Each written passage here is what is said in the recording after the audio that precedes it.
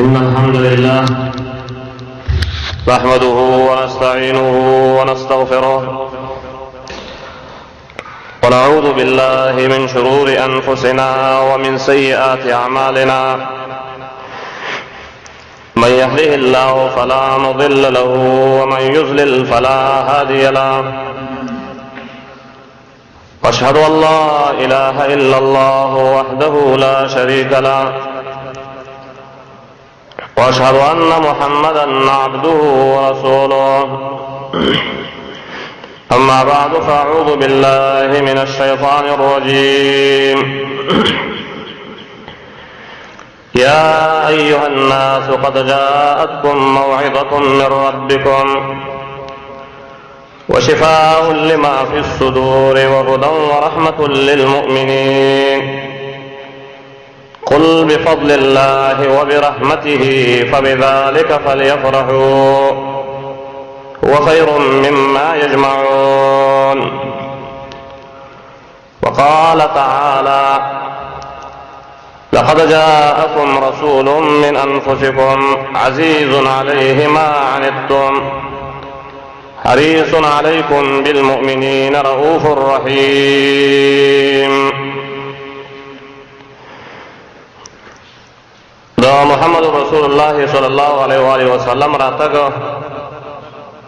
دنیا ته الله عز وجل یو لوی احسان کړی دی په دنیا والا و باندې چې دغسې هستی چې الله عز وجل دی امت ته ورکړې ده نو دا په پخوانو امتونو کې د دې په شان انسان نه دی تېر شوی او نه به په راتلونکي زمانه کې راشي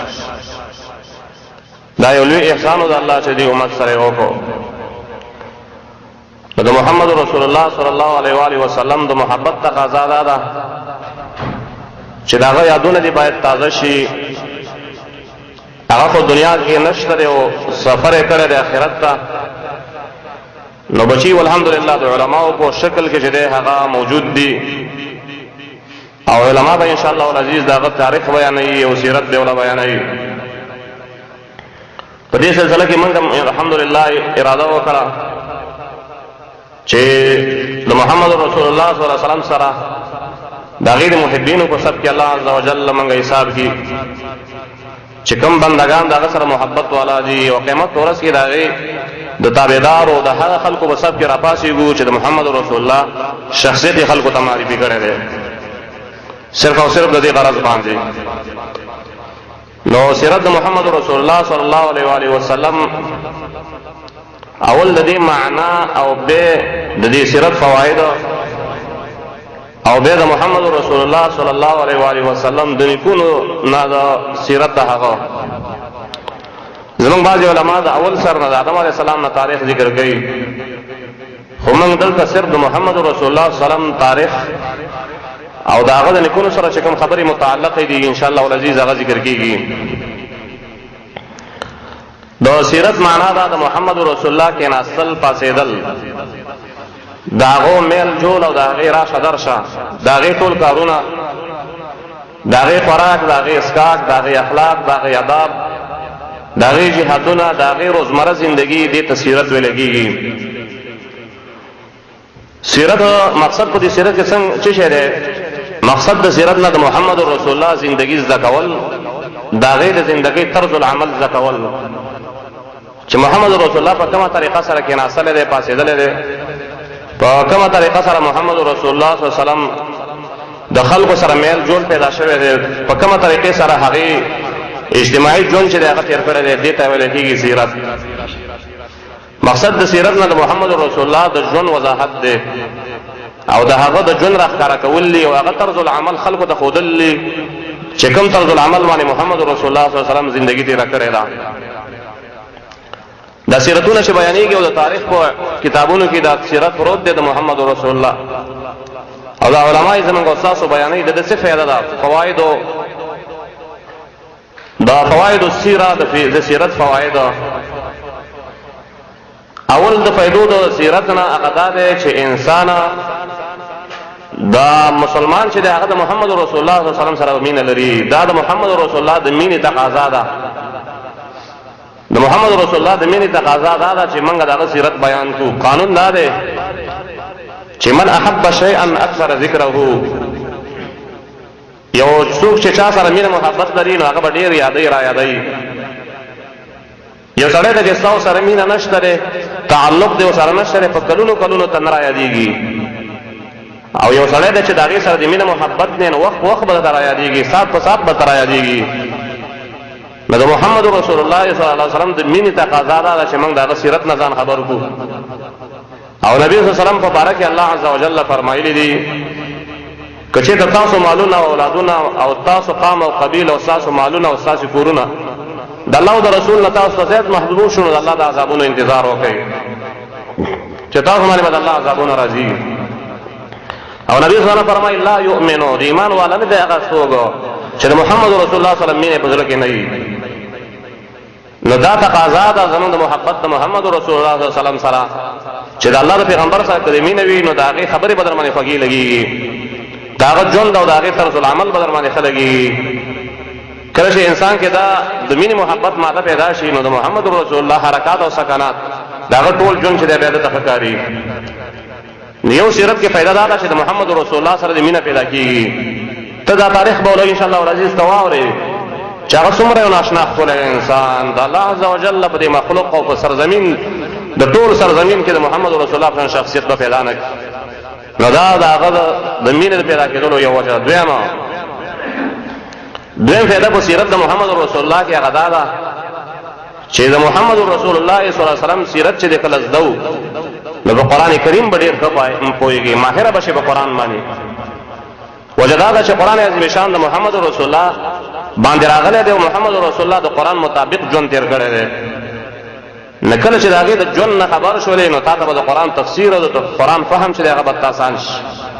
دا دویمه فایده ده د سیرت د محمد رسول الله صلی الله علیه وسلم. او دریمه فایده دا ده چې په سیرت د محمد رسول الله صلی الله علیه وسلم کې کمال دا پروت دی چې انسان دا سیرت سره وپېژني نو د افراط تفریط نه چې دی سړی خلاصېږي، غلو نه کې چې دی هغه خلاصېږي. چې د محمد رسول الله سیرت دې پېژنده نو تا کې به غلو نه راځي، زیاتې او کمې به نه په مسایلو کې کې، نه به د نه په عقیده کې کېږي، نه به د نه په اعمالو کې کېږي، نه به د نه د زندګۍ په طرز العمل کې کېږي.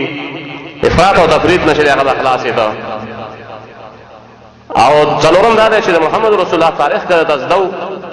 نو د جهادي ډېر امور چې دی هغه به تا باندې اسانېږي. د جهاد ډېر مسایل ګران ګران مسایل چې د محمد رسول الله په سیرت سره چې دی هغه اورېږي او سړي ته معلومېږي. همدارنګه د زکاتونو مسلې، د کافرانو سره د دوستۍ دښمنۍ مسلې، دا ټول د محمد رسول الله په تاریخ کې چې دی هغه موږ تاسو ته واضحه شوي دي او روښانه شوي دي. نو غرض دا دی چې دا سیرت علم والحمدلله دا پخوا علم و دا د سیرت په کتابونو کې پروت و. نو زمونږ د مشایخو برکت وروسته د الله د برکت نه چې هغوی الحمدلله د دې علومو اظهار وکړو. اوس ځای په ځای باندې د الله فضل سره د سیرتونو اجلاسونه چې دی هغه کېږي او مجالس د سیرت چې دی منعقد کېږي. نو د سیرت دغه ډېرې څلور پنځه شپږ لس فایدې شولې او نورې فایدې به هم پکې وي، خو دغونه چې دی ستا لپاره کافي ده. اوس د محمد رسول الله صلی الله علیه وسلم یو اوږد تاریخ دی، یو اعلان تاریخ دی. یعنې بعضې علما چې دی هغه رالګېږي او د هغه د عربو د تاریخ نه چې دی شروع کوي، ځکه د محمد رسول الله نسل چې دی عربي و نو د هغه ځای نه چې دی هغه شروع کوي. خو موږ هغه ځای نه شروع کوو چې کوم ځای کې د محمد رسول الله سره نږدې تعلق وي. چې د محمد رسول الله د څلورم یا پنځم نیکه نه انشاءالله شروع کوو چې هغې ته ویل کېږي قصي بن کلاب. قصي بن کلاب چې و دا د مکې مکرمې اوسېدونکی و، د دې ځای نه شروع کېږي دا تاریخ د محمد رسول الله صلی الله علیه وسلم د نیکونو تاریخ دی. اوس د لورې هغه څلورم او پنځم نیکه تاریخ بیا په دې کې نبي صلی الله علیه وسلم ته خبره را رسېږي او د هغې نه وروسته بیا چې د زندګي او طرز العمل د زندګۍ چې دی هغه دغه کېږي، بیانېږي. د محمد رسول الله صلی الله علیه وسلم په لرې نیکونو کې یو سړی و چې هغې ته به قصي بن کلاب ویلې. دا د محمد رسول الله صلی الله علیه وسلم په لرې نیکونو کې و، د مکې مکرمې اوسېدونکی و. ذکر محمد رسول الله سجري نسب بعض داسې ده: محمد ابن عبد الله ابن عبد المطلب ابن الهاشم. دا د عبد المطلب چې دی هغه د هاشم زوی و. ابن الهاشم ابن عبد مناف ابن قصي ابن کلاب. دا محمد رسول الله صلی الله علیه وسلم ابن کلاب پنځم نیکه چې تقریبا دا قصي ابن کلاب یادېږي. دي کې الله عز وجل دې سړي کې ډېر کمالات چې هغه چولي وو. په دې قصي ابن کلاب کې ډېر کمالات موجود وو. یو عزتمن انسان او شرافت والا او د عزت والا انسانو. دا قصي ابن کلاب په زمانه کې چې ده دا هغه زمانه و چې د عیسی علیه السلام نه وروسته 401 سنه ده. عیسی سنه 401 سنه ده. نو په دې کې یو غټه کارنامې ده وکړي چې یو کارنامه ده هغه نه دا وه چې د خزاعه قبیله راغلې وه او د جرهم په قبیلې باندې حمله کړې وه. ځکه د مکه مکرمه کې چې د جرهم قبیله آباده وه د اسماعیل علیه السلام چې کوم سره تعلق و او دا خزاعه قبیله ورپسې راغله او دا د جرهم قبیله وشړله ویواله او د مکې مکرمې نه چې دی هغې وشړله. نو په دې کې د جرهم قبیله چې دی کله دا ټوله مکه مکرمې ونیوله نو تقریبا 300 کاله بادشاهي چې دی د جرهم قبیلې وکړه. د خزاعه قبیله وکړه جرهم قبیله چې دی هغه وشړله. نو په دې کې د قصي ابن کلاب چې و د دا فکر وکړو خلکو ته دعوت وکړو چې ای قوم زما ګوره دا د خزاعه قبیله راغلې ده او موږ او تاسو باندې بادشاهي کوي. پردي خلک دې راځي او موږ او تاسو باندې بادشاهي کوي او موږ به هم دلته ناست دي. راځئ چې دې خلکو غم وکړو. نو مشوره ګرځېدل راګرځېدل په دې کې ډېر ډلې ځان لپاره پیدا کړه. اصلي پیدا کړلې او هغه یې ځان سره ډله پیدا کړه او ایسې په دې دغه باندې خزاعه قبیله باندې حمله وکړه. جنگ یې څه چې د خزاعه قبیله ویسله د مکې مکرمې نه چې د خزاعه قبیله ویسله. د مکې مشر چې د قصي ابن کلاب مقرر شو. چې قصي ابن کلاب چې د هغه چې مقرر شو نو دا ډېر سخي انسان و، ډېر جواد انسان و. نو د چې د څو کارونه کول یو دا و چې خلکو باندې چانده مقرر کړه. مسلمانانو ته ویل چې الله راځي دی مکې مشرف الله عز وجل من قرار دلته د الله حرم او کور دی حاجیانو راځي. نو په شابه پیسې راواچوه چې د حاجیانو خدمت پکې کوو او د هغې نه به اوبه په برابرو. نو په دې مابین کې چې د ده پکې ډېرې پیسې اچولې او نور قومونو نه به هم پیسې راغونډولې. د بهر ملک نه چې به کوم حاجیان راتلل نو ده به وله ډوډۍ هم ورکوله، اوبه به یې موله ورکولې او خدمت به یې موله کوو. وجه دا وه چې د عرب خلک چې و دي کې دا د مشرۍ ماده ډېره وه. مشري چې دی او کرسۍ چې دی هغه ډېره خوښېدله. دا کارونه د الله دپاره نه کول، دا یې د یو مشرۍ دپاره کول، د نوم او د نشان دپاره یې کول. نو په دې مابین کې قصي ابن کلاب چې دی هغه رالګېده او د مکې مکرمې چې دی مشر مقرر شو، هم دیني مشر او هم سیاسي مشر. نو د دې قصي ابن کلاب چې دی دا به وو نو دل الله عز وجل بچي ورکړل. بچی نوم چې دی یو نوم یې عبدالدار و، د یو زوی نوم یې عبدالدار و او د دویم زوی نوم یې عبدمناف و او د دریم بچی نوم یې چې دی عبدالعزا و او د څلورم بچی نوم چې دی هغې عبد و. دا څلور یې زامن و او دو چې دی الله عز وجل له لورګانې ورکړې وې. د قصي ابن کلاب 2 لورګانې وې چې د هغې ته یو ته یخمر ویله کېده او بل ته بره ویله کېدله. یخمر بنت قصي او بره بنت قصي او ښځې نوم یې حبیب بن حلیل و. حبیب بنت حلیل بن کعب بن عمر دا د د ښځې نوم و. دا ښځې چې د خزاعه د قبیلې سره تعلق لره. نو قصي ابن کلاب راغی او د خزاعه قبیلې سره واده وکړو. د حبیب بن حلیل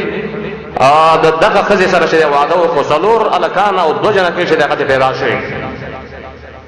خو په دې کې د عبدمناف زوی چې و دا ډېر قیمتي سړی ووایي او ډېر سیاسي او پوهه سړی و. په دې مهارت کې ډېر انسان ماهر انسان و. نو دا یو ماهر انسان او یو عزتمن انسان و. نو دا مشرۍ طرف ته چې دی روان و د پلار په پل به پل ایښوده. نو په دې کې دا پلار او دا بل چې و دا عبدالدار دا عبدالدار داسې معتوه غوندې و. نسۍ په خبره باندې نه پوهېده او د چا ورته داسې خاص توجه هم نه وه.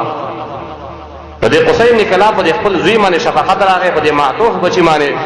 په دې عبدالدار باندې او رالګېده او ټوله بادشاهي چې دی دې عبدالدار ته حواله کړله. دا خپل مالونه او جایدادونه او دا خپله مشري او دا څه انتظامات چې دا ټول یې عبدالدار ته ورکړو. دې قصي ابن کلاب چې د دارالندوه هم جوړه کړې وه. هغه دارالندوه چې هغې کې به قریش راغمه کېدل او مشوره به یې کوله. هغه ځای چې د محمد رسول الله د قتل مشورې پکې وروسته بیا شوې وې. نو غرض دا ده چې دا قصي ابن کلاب چې رالګېده او د خپل زوی عبدالدار دا معتوه دله چې د عزت ورکړه د قریشو جنډې عبدالله ورکړله. خو د الله عز وجل ارادې جدا وي، د مخلوق ارادې چې د هغه جدا وي. لیکن په دې کې د عبد مناف چې کمال په ده کې ډېرو دی. عبد مناف چې دی هغه ښځه وکړله او د عبد مناف چې دی بچي پیدا شو. څلور زامن چې دی د عبد مناف چې دی او دوه لورګانې د دم پیدا شولې. یو د هغو په بچو کې د عبد مناف په بچو کې د یو نوم چې دی هغې ته هاشم ویله کېده، او دویم چې دی مطلب و، او دریم چې دی عبد الشمس و، او څلورم زوی چې د هغې نوفل و. دا درې اولني هلکان چې وو دا د عاتکې چې دی بچي وو. عاتکه په نامه باندې یوه ښځه وه، دا د هغې بچي وو. او دا یو چې دی د نوفل د مور کې جدا و، دا د بل بچی و. نو دا څلور بچي وله الله عز وجل وله ورکړه، څلور زامن چې دی دا یې وشولو. نو په دې څلورو وړو بچو کې چې دی دا یو زوی چې دی دا ډېر قیمتي سړی راوخته. د عبد مناف په بچو کې دا یو زوی هاشم. د دې هاشم معنا دا ډوډۍ ماتول. دا هاشم هغه سړی چې ډېر سخي انسان او ډېر جواد انسان و، او خپل نوم د ده چې دی هغه عمر په نامه باندې و. خو هاشم به ورته ځکه ویله کېدل چې مېلمنو ته چې دی ډوډۍ به یې ماتوله او ورکوله به یې وله. د سخا او د جود او د دا مادې چې دی په دې عربو کې ډېرې وې، خاص کر د قریش چې دی یو خلکو نو دې د وجه نه دا یې چې دی دا هاشم چې دی دا رالګېده او دا عزت او مشري الله عز وجل د عبد مناف په بچو کې چې دله ورکړه. دا عبد مناف رالګېده، دا دغه رالګېده دا هاشم، او ده چې دی راغی او په مکه مکرم مدینه منوره کې یو بهترینه ښځه وه د سلما په نامه باندې، چې ډېرو خلکو به د هغې لپاره د واده پېشنهادونه به یې ورته کول. خو ده به ویلې چې یاره زما شرط دا دی چې طلاق به زما په لاس کې ګوره، زما چې څوک خوښ شو نو هغه له به زه طلاق ورکوم، یعنې طلاق واک به زما سره نو هر څوک را سره نکاح کوي. په دې کې هاشم ورغی او د دې سلما سره چې دی واده وکړو. نو کله چې د سلما سره چې دی واده وشو، نو په دې مابین کې الله عز وجل ده له چې دی یوه لور ورکړله او یو یې له زوی ورکړه. د لور نوم چې دی د دې رقیه وه، او د دې هاشم د یو زوی نوم چې دی هغې ته شیبه ویلی کېده. شیبه چې عبدالمطلب باندې مشهور و، او نورې ښځې مې د هغې نه نور بچي مو وو، لیکن د دې ښځې سلمانه چې دی دا دغه و، دا یو زوی او یو هلک چې دی هغه ته یو هلک او یو جنۍ چې دی هغه ته پاتې شوله. نو د هاشم چې و دا تاجر و، ده به تجارتونه کول، یمن او شام او مصر او دې علاقو له چې دی هغه بتله. نه بل ورته په تجارت باندې تللی دی چې ګوري ایسته چې دی وفات شو. د غزه په علاقه کې چې دا مشهور علاقه د فلسطین کې، دې غزه کې چې دی ایسته وفات شو، عقل ته چې دی خښ کړی شو، او دلته چې دی مدینه منوره کې چې دی د ده یو زوی او یو لور دغه چې دی د دې ښځې نه چې دی هغه پاتې شو، چې دا د شیبې نوم یې و. په دې کې د هاشم یو ورور و چې هغې ته به یې دغه ویله کېده، مطلب په نامه باندې د ده یو ورور و. نو دا رالګېده او د دې مدینې له لاړ او د دې خپل ورندار پسې چې دې ورندار ته ویلې وه چې دا وراره د شیبه په نامه باندې مال راکړي. مطلب دلته چې دی په مکه مکرمه کې مشر دی او مخوري سړی دی. نو دا چې کله د سلما پسې لاړ مدینې له، هغه ورته وویل چې دا وراره زما راکړه چې مکه کې مشر مقرر کړمه. که د عربو خلکو دا مشري چې دی هغه ډېره خوښه وه. نو هغه ورته وویل چې دا زه تاله نه در کومه، دا زما د مړ خاوند بچی دی او دا به زه تاله کله هم در نه کړمه، خو زوی چې دی هوښیار و دا شیبه. نو ده ورته وویلې چې ما پرېږده ورته چې زه ورسره لاړ شم، د خپل تره سره مې لاړ شم. نو مور یې مجبوره شوه په دې کې ایسته دا هلک یې د ځان سره ورته پرېغوستو، هلک مطلب ځان سره روان کړ. وګوره یې ځان سره سور کړی و. نو چې مکې ته راورسېدل نو خلک وکړل چې هلکه مطلب چې دی غلام د ځان دپاره اخیستی دی. ده به ویلې چې دا زما غلام نه دی، دا زما دغه دی، دا وراره دی. نو په دې طریقې سره مطلب چې دی هغه رای وسته د خپل وراره شیبه بیا په عبدالمطلب باندې چې دی مشهور شو. عبدالمطلب معنا غلام د مطلب، دا د نبي صلی الله علیه وسلم دا نیکه چې دی عبدالمطلب، د دې خپل نوم چې دی هغه شیبه دی. نو دا عبدالمطلب چې دی دا شیبه دله چې دی مشري میلاو شوله. د ده په مشرۍ کې چې دی یو څو کارونه چې دی هغه شوي دي. یو د دا کارو په مکه مکرمه کې چې د زمزم اوبې چې دی هغه راویستلې. د زمزم اوبه د دې زمانه کې چې دی هغه راوتې دي.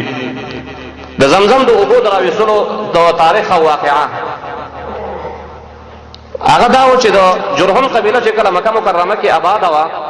او خزاعه قبیله چې کله حمله کوله د جرهم په قبیله باندې دا زمزم او د اسماعیل علیه السلام د وخت نوی نو دا د جرهم قبیله را لګېدل او دا د زمزم او به ایسته باندې کړل غټي غټي دګي به ور واچولې او کانی به ور واچولې خارې به ور واچولې دا د زمزم او بشه د هغه باندې کړلې او د کعبه چې یو سرو د حسین په شکل باندې یو دو سوی وی داغه د سرو د سوی په شکل باندې دایم را واغه ساقو بو کې واچولې او سو تر برته وی دایم به کې ور واچولې خپل دې سو د فیضل زمزم کو یا چې هغه بالکل بند کړی شو هیڅ چا د پته نه لګیدل چې دلته څو کزل ځنو نو عبد المطلب مشر د قوم او د سیمه سره ده نو په دې مابین کې چې دا حتیم کې وده په کعبه کې یو زید حتیم چې هغه لګ یو څو قدمه زید لګوندې او د سې د سپوږمۍ غوندې دیوال چې هغه تاو شوی دی د دلته وده په یو ورځ نه وده نو په دې کې خوبي ولیدو چې احفر طيبه دا طيبه چې دا خوشبودار زیر او کنه سبدو خبره د ملائکه وکړه په خوب کې چې احفر طيبه زیر اوس پړه نو دا چې دا پریشان شو سبا ته چې دا خوب د الله د طرفه کو د شیطان د طرفه وی ویلې کې دا خوب چې د الله د طرفه سبا به خوب کې راځي سبا چې دیو چې حتیم کې بروت د کعبه کې به چې ملائکه له خوب کې رااله او دا ویل چې احفر برکه دا د برکت نه ډک ځای چې راو کنه دی ویل چې مل برکه څه ته ویل کېږي چې شه مطلب دې به نشو ما ملائکه د شاور او خو کې څه روان شو به هم ډیر پریشان شو لکه داس شه د زغو بولای نه په مطلب چې نه پويګم نو دریم ځل کې چې ولا خو راغې دریم کړه چې سباره به ود شو په کعبه کې به ولا ملائکه خو کراو ته ویل احفر مال مظنونه هغه زیر او کنه هغه شی چې هغه باندې به خلک بخل کوي بخل دوی چې مضمونه دا مضمونه چې څه دا ویل کېږي ته صاحب مطلب باندې شریعت زه پیلو شوم مضمونه څه ته وایي خو به چې ملائکه خبر او څونه فسید الله څلورم ورځ باندې خوب کې اوده ده نو به ولا ملائکه رااله چې احفر زمزم چې هغه راو باسا دوی چې ما زمزم څه ته ویل کېږي چې زمزم وراو باسا نو دا ته ویلې چې زمزم ملائکه ته ویلې چې زمزم دلته چې ده دا یو ځای کې ده کویا ده او بډي بګي او هغه نه خانه چې هغه ته ویلې چې د څه ځای ده چې الته چې ده بین فرس و دم د څه ځای ده چې ما بین د خوشینو کې او ما بین د وینو کې ده او الته چې ده بیتون یو میګانو چې ده هغه یو کور ما تشته ده او د میګانو د کور سره چې ده دلته یو بل علامه دا چې یو قارغه بلې شي سپین بخنه غونډه په دقه ځای کې به یو ځای کې وټنګ وي دغه به زمزم زی عبد المطلب چې ده سبا تر پاسه د دې وزوی حارث مشر زوی چې و حارثو دی حارث ویل چې بچا راځه جبل ځان سره واغسل او روان شو د زمزم د کناسولو پسې اوس څه پته ولګیږي چې دا د کم ځای کې دی دا ځای کم ځای خو نه خېل خانه او د خوب کې ویل شوی دغه چې کم ځای چې ویل شوی نو په هغه ځای کې یو دوه بوتانو چې ایصاف او نایله وته ویلې چې د یمن کې یو دوه الګ یو الګ او جنیو او هغه یارانی دوستانی کول ځان سره او وقوته د بهای نه ملاویدله نو کله چې ویلې چې لکه د دوران د حج روان دي حج له بلال شو الته خپل مقصدونه چې هغه پوره شو نو په دې کې کعبه ته کله رانه وتل دیو دا دو زناکار یو زناکار سره او قزوا بهای په کعبه کې وکړل اعاذ بالله نو چې بهای وکړ الله عز وجل ته کانی جوړ کړل نو چې کانی ته جوړ شول نو خلکو د عبرت په شکل باندې راواغسل او الته عرفات کې ودرول نو خلک په عبرت هغه سروسه زمانه کې شیطان راغی خلکو ته ویل چې دا تاسو رب دی بوتانو نشه د ایسه دغه جوړ شو دي شي زناکارو نشه د ایسه الها جوړ شو لکه چې دغه ته ورور سي د ایصاف او نایله خواته لدلته یو سړی چې دغه راوسم غوای راوسل علاوه د ایصاف او د نایله بنوم باندې نو چې علاوه له غوا چې کله وتاړه لدسي نو غوا یو زره دان کړی اخوای دان کړی شو دان یې کړی الته چې د علاله کړل او خاصنه وغیرہ چې دغه تراویسل نخه ګوره صادقه شولا چې انت وینم رااله حسین امراله دلته چې عقدل نو خوا کې چې یو دغه ودا د میګانو یو کور چې هغه موجودو نو دا چې وګدل په دې کې یو قارغه راغی یو ځای ټنګې په یو ځای باندې والا عبد المطلب ته پته لګیدل چې دغه ځای دا د زمزم په دې ځای کې دی نو په دې کې دا رااله کې د بچی دی ویلې چې بچیا دازې زرا کنه مو ته زما مدد وکړه. دیو چې شروع وکړه پر کنه باندې نو په دې کې قریش خبر شروع. قریش به سره ورسېده او دی ویل چې الکا ته زمونږ د بابا بي عزتي کې ته ور دلته حساب او نه الاده او تلګې دلته کندې او تفاقي وباسي. خدای سره خبرې نه کوله. اخر یو تعالی او چې دلته زو کویا دی او بدی زدر او باسمه دا وبزر او باسمه د زیره ذکر الله عز وجل او باچ ولدي خو زور سره هو عبد المطلب یو خپل زوی چې حارث په نامه ودته ویل شي بچیا ته خلکو سره مشغولي کو دا خلک بمانه بن کا زدا او بچ د هغه الله فضل سره او باسم. په دې کې چې دا د قریشو هیر اور باندې راغله او خلک قوم ور پسې راغله. دی ویل شي الله رب العالمین کتم علی الله زامن راکې د بل زامن کې به یو استاد لپاره شه نظر کوم حلالوم به یو زیو به کې حلالوم. نو په دې مابین کې چې دا قریش سره دا خبرې اترې کېدلې چې عبد المطلب لګې دا کانی را وباسي او لګې دا کودالي وای په دې کې چې د کوی شکل راووته تیږي میږي چې ګولې چې ګوري د کوی هغه سهار راووته. الله اکبر یو وکړ الله دې لوی دی. په دې کې قریش پیښو چې لکه خبره خو څه شي خوشته ده چې وګور اوله نو قریش خو اسم سرزمین د عربو چې اوبه کې کمی وي خاص کر مکه مکرمه کې دین ویل چې لکه سیده بس کار دی او چې دا اوبه راويسي خو په دې اوبو کې چې سره سره راووتل او دې توري راووتل قریش او سبدي کې لانجه شروع کړه چې نه دا بخامه من سره نیمه کوي اته چې نه تاسو نه ما یو کوم. نو په دې جنجال کې چې فیصله په دې باندې وشول چې راځي زو کاهن تا او کاهن چې څه فیصله وکړه زمونږ لپاره هغه به زمونږ استاد مبارک قبولې. لکه جاهل خلکو کاهن هغه ته ویل کېږي چې راتلونکي زماني خبرې کوي. الګا کاهن چې دی وای کاهن په شام کې دی. نو قریش سپینګری و سره شلو مخاورس خلک او عبد المطلب و سره شو روان شام طرف ته چې روان شو. اسونه دغه سره دی او خان سره دی او دشت دی او مېری دی او سفر به کېږي او روان دي. یو دشت کې روان دي چې په دې باندې تندراله ده او به سره خلاص شولې. عبد المطلب سره وب خلاص شو. نور ملګری ته ویل چې د اساس هو ماته لګ راکې هغه ویل چې نو به خدای نه درکو. لپاره کې چې هغه سره مو خلاص شولې خلکو د مرګ په انتظار کې کېناستل چې د تندې د وجه نه به اوس موږ مرو. نو یو بل سره مشوره وکړه چې څنګه کوله کا مشوره په دې باندې رااله چې په ژوند باندې ځان د پاره قبرونه وباس څوک چې مړ کېده د تندې نه دا په دې قبر کې خخو ولې کوټول مړ پاتې شو د سر باندې پاتې د ځمکې لیوان به مخري ایسته چې ټول بځایش د ټول ځای کې دونه دا خبره چې موږ یو راکې ځای شي خیر ده کوم چې مړ کېدو هغه به خخو او اخري کوم کس چې پاتې شو خیر دی هغه به لیوانو خو مړ شي. عبد المطلب فکر وکړ چې هغه دا څنګه د کمزوري خبره تاسو کوي ځان بزوره الله ورته راځي چې لاس او بخو خوځو او دا وګو ګورو د ځنګل کې د پړونو کې وګو ګورو الله مې ربانه د کوم ځنه وګورو او بس ملګرو دی ویل چې نه مرکز نه ور کوي زې چې دا تاسو دغه وخیدا د وګو تعالی شو طلب وکړي. نو په دې کې عبد المطلب را پاسه د خپل اوخه باندې سور شو. نو اوخه چې قدم واقص الله عز وجل د اوخي د بخول شه د اوبراوي سره دلته یو کرامت وند دي عبد المطلب چې هغه معلوم شي. نکله چې دا اوبرا اوتلې د اوخي د اوخ کنا نو ټول خلکو ته ویل چې الکه راشه اوبرا اوتلې خپل موسکلي نور ملګرو له مور کړې حیوانات له مور کړې قریش به شو چې الکه عبد المطلب په ډیر قیمتي سره دی او ته ویل چې دا ارڅ ستامنګ د نظر درتيري تاسو اوس مونږ زو کاهل او خبره به سره کو ته دونه قیمتي سره ستاو کرامت مونږ ولید بس ارڅ دستای. نو په دې کې عبد المطلب را لګید د انصاف نه کا واغزا. عبد المطلب ویل چې نه زوبا اوس به قسمت معلومه التبو کعبه کې یو بوت یو درولې د خپل پنامه او هغه کې به قسمت به سړی معلومه نو هغه بوت سره چې دی لاندې چې دی یو کنده وا د کعبه لپاره چې بسره او مال چې جمع کېده هغه کې به پروتو او دی خو چې دی یو منجور سره ناسو او یو بوره سره پرته هغه کې غشي اچولیو. نو دا غشي بعضی باندې لیکلو چې افعل بعضی باندې لیکلو لا تفعل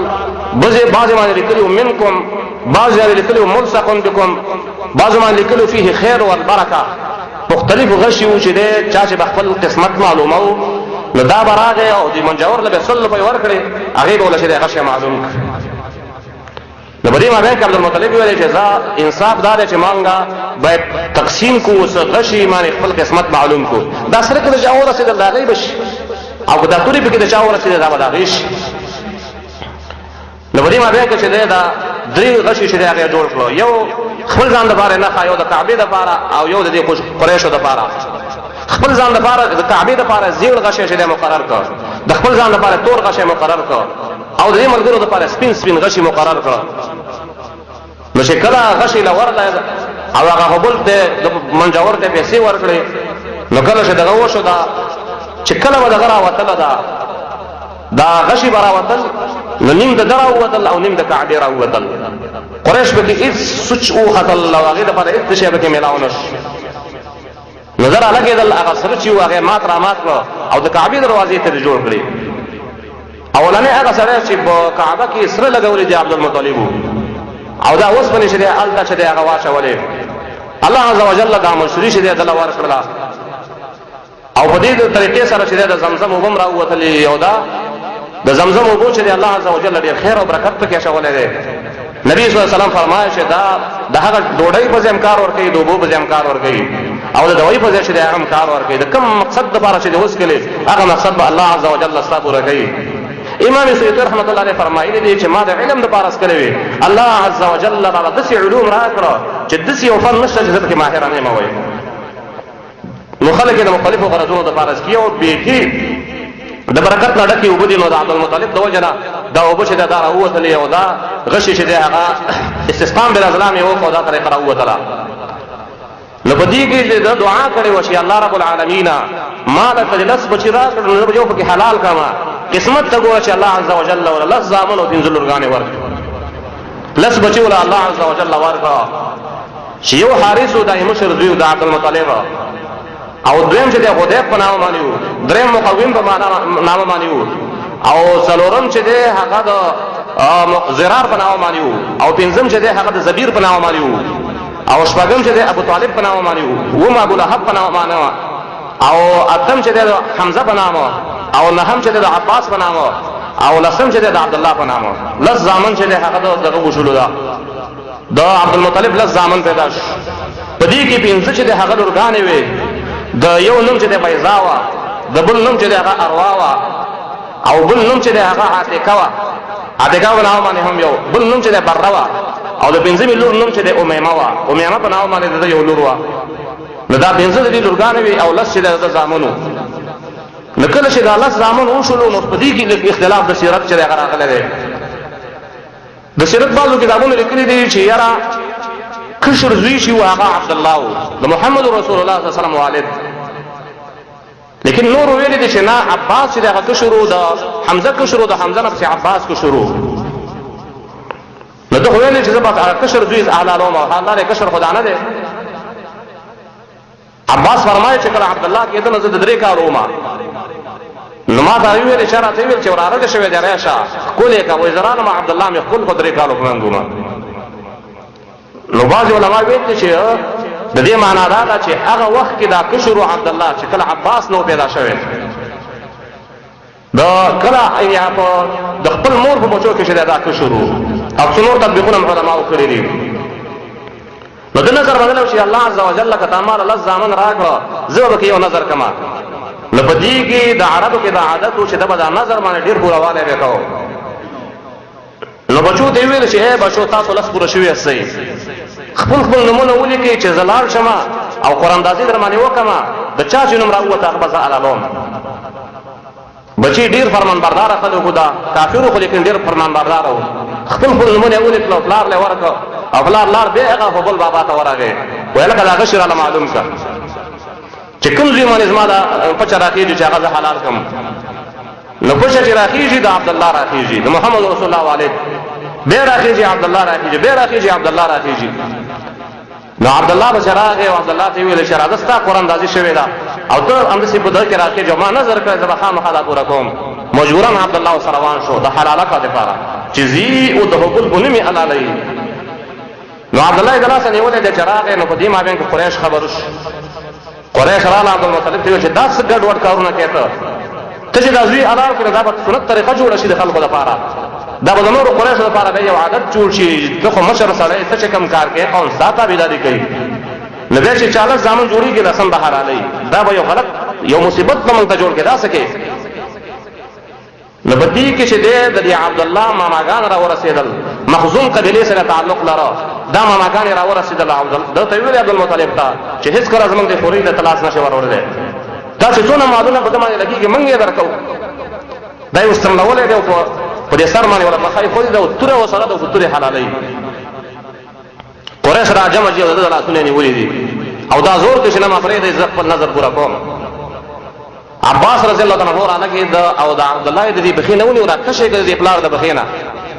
نو هغه به ګزار وکړه د زوی باندې چې حلال یې کړي لیکن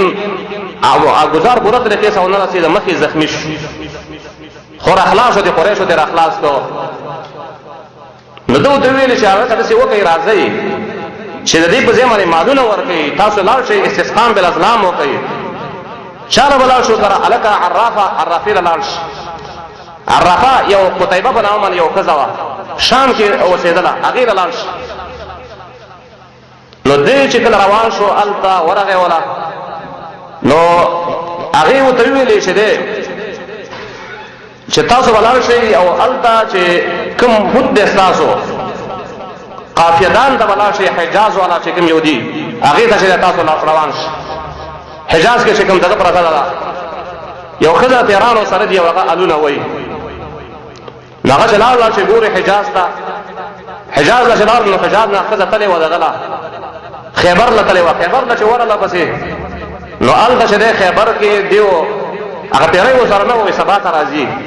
نو سبا ته چې زنانه راځي ورته حل وي او چې یاره زمونږ دغسې واقع راغلې ده نو هغې ورته وویلې چې یاره ستاسو په وخت کې زمونږ په وخت کې چې دی د یوې انسان دیت چې دی هغه لس اوښان چې دی زمونږ دیت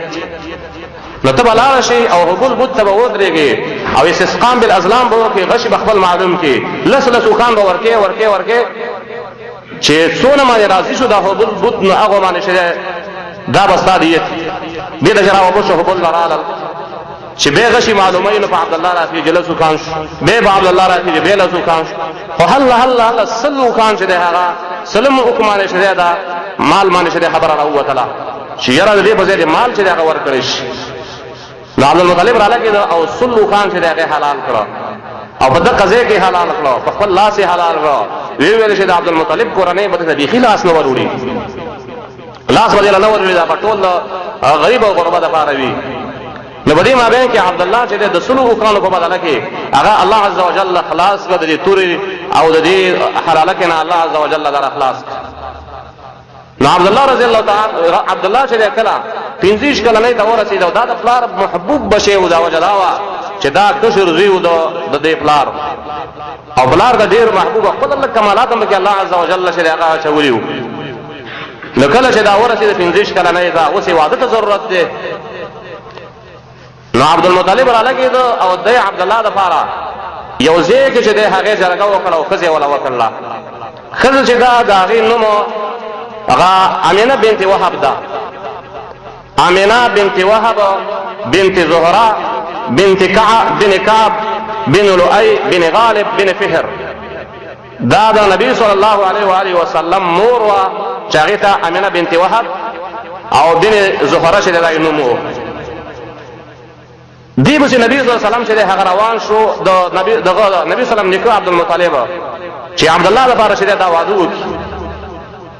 نو په دې مابین کې چې دی په لاره باندې چې روان و نو هلته یوه ښځه ناسته وه په لاره کې د قتیله په نامه باندې یا ام قتال یا قتیله د ورقه ابن نوفل خور وه او ورقه ابن نوفل چې دی وروسته به تاریخ راشي چې هغه یو نصراني عالم او ډېر ماهره سړی و او هغه په خپل کور کې دا خبرې کولې چې دې زمانه کې پیغمبر راځي او په دې مکه مکرمه کې پیدا کېږي نو دا خبرې دې ښځې اورېدلې وې دې قتیلې نو د عبدالله چې روان و نو د په مخ کې یو رڼا ښکاره کېدله داسې نو دې دغه قتیلې دې عبدالله نه چې دې مطالبه وکړه چې یا راسه نکاح وکړه یا راسه بېحیایي وکړه هغه ورته ویل چې دا څه دی یو عزتمن سړی خپل عزت او د پردی عزت چې دی هغه نه خرابوي او زه چېرته د پلار نافرماني کولی شم زه خو د پلار سره روان یم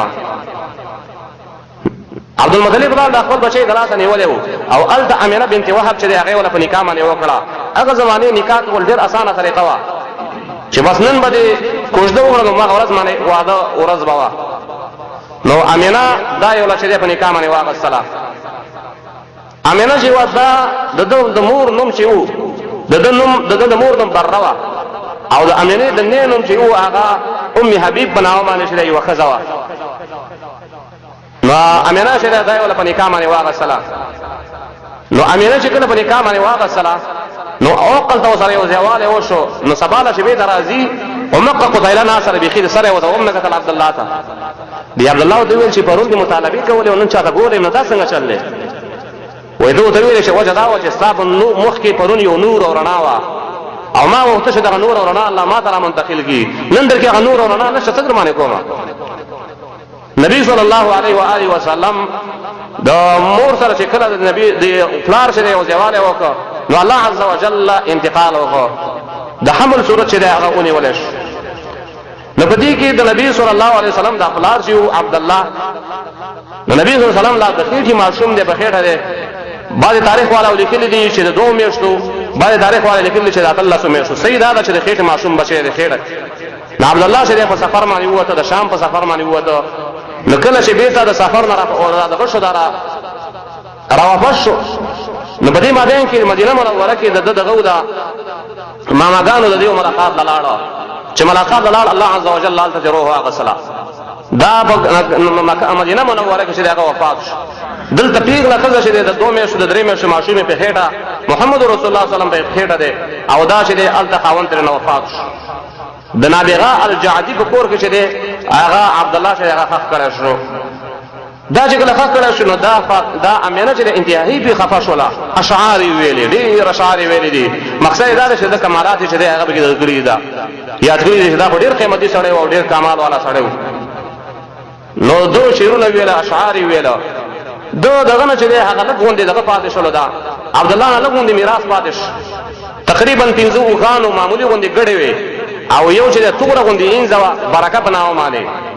برکه په نامه باندې یو اینځه دې پاتې شوله د ام ایمن باندې بیا مشهوره شوله او د نبي صلی الله علیه وسلم حاضنه ورته ویله کېدله. پرورش چې بیا کو د نبي صلی الله علیه وسلم دا ترې نه پاتې شولو. یو څو دانې ګډې 15 دانې اوښان او یو دا توره اینځه چې دا دې پاتې شوله. نو دلته نبی صلی الله علیه و آله وسلم حمل باندې وخت تېرېده چې الله عز وجل چې دی اراده وکړه خپل مخلوق ته د خیر او د هدایت. محمد رسول الله صلی الله علیه و آله وسلم هغه د دوشنبې په ورځ د ربیع الاول 9 تاریخ یا 12 تاریخ بنا بر اختلاف د دوشنبې ورځ وه د سحر 4 بجې وي د اپریل 22 تاریخ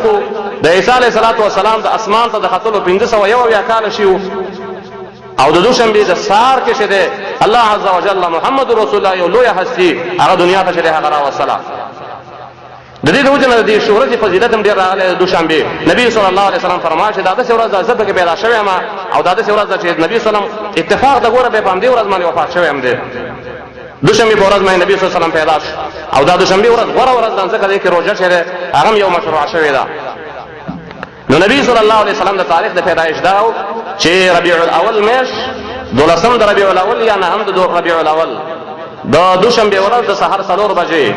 او عیسوي تاریخ سره چې دی هغه دغه حسابېږي ده